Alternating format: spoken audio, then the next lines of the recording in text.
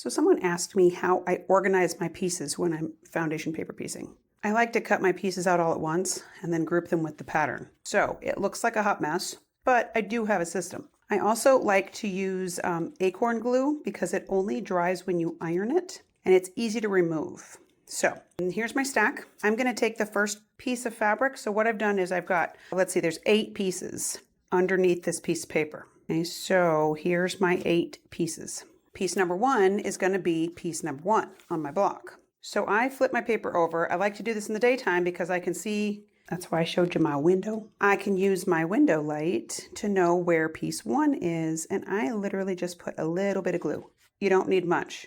You're literally just trying to hold a piece of paper on. Then I'll take piece number 1 and line it up. Sometimes I do this with my light box.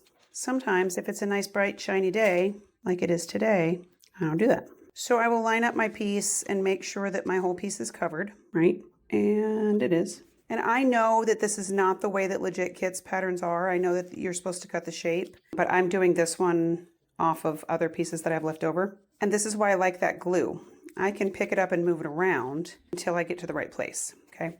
So now I'll get that where I want it. I set my iron, turn the steam off. I set my iron down on it and I move the fabric over. Then I bring up the next piece, put some glue on piece number 1, and it's literally just a tiny bit of glue. Like there's barely any glue on there at all. It's just enough to hold it in place. Then I take piece number 1 on paper number 2. I move my iron over to that one, put that back on the stack, okay? Now, while this glue is drying on piece number 2, I take all of the fabrics that go with piece number 2 and stack it back there. And I just do that with the entire stack so that, again, I have a system so that I don't have to really think about what I'm doing. I can just kind of automate it. So I'm just gonna glue the rest of these and shut up.